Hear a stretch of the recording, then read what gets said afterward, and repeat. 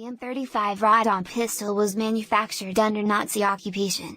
Sabo modified the weapon by removing the factory Bakelite grips and replacing them with custom-made plexiglass grips.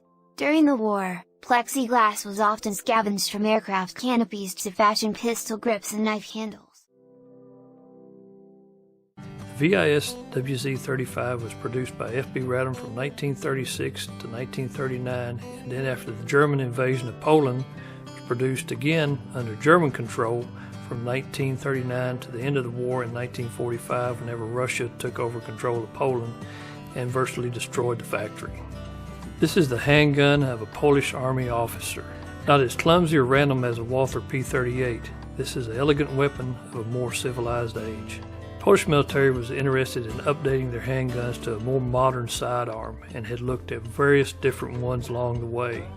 Engineers had looked at the 1903 Colt, which was in .380, 1911, and engineers had also been to FN Belgium, and during the time they had noticed a new handgun that FN was producing, which would soon become the FN High Power. But soon after, things went south.